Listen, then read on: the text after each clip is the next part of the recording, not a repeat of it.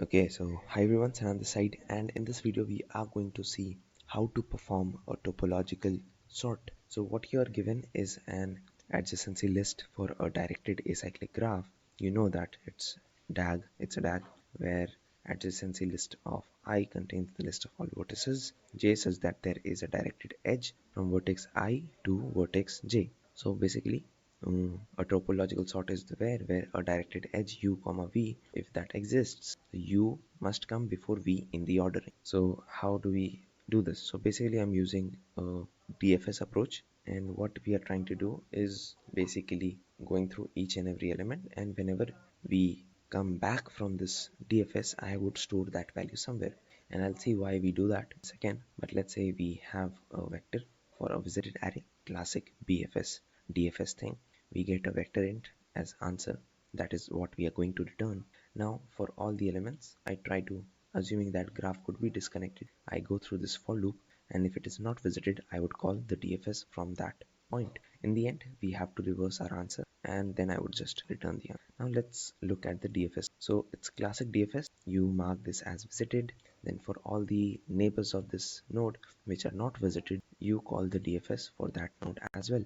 And after you perform this DFS, push back this node, right? And why do we push back recursive call after all the recursion? It is because let's look at this as a test case, right? So I go to 0, I try DFS for 0, and I am not able to go anywhere because 0 has no outgoing edges, right? So I mark 0 as visited and I push back that into my answer.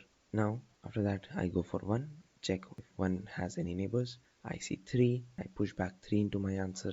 I go back to 1, I push back 1 into my answer, and then I'm done. Then I go for 2, so 3 is already visited, so I push 2 as well. So in my list now I have 0, 3, 1 and 2, right? 0, 3, 1 and 2, and since 2 is already visited, or 3 is already visited, we mark 2 as a part of, we push back that into our answer, that is a part of a solution. And after that you call for 4.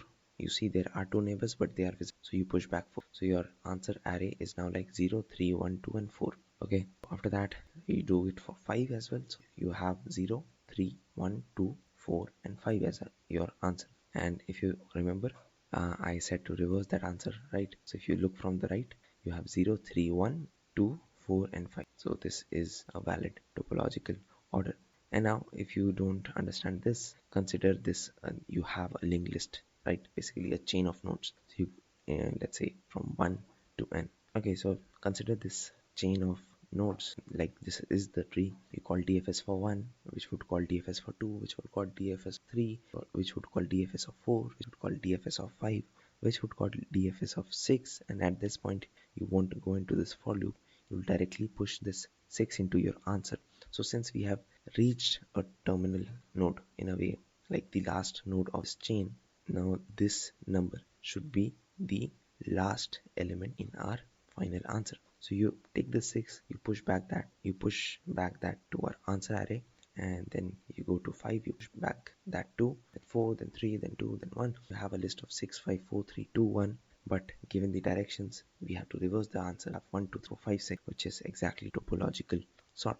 So whenever we are completing the DFS call, that means the remaining nodes after that node has been processed, and those are already present in my answer. So I push back the node into our answer. So that is one other way that you can think of this. And yep, thanks for watching. This was the whole video. It was a classic algorithm. So yep, thanks for watching and bye.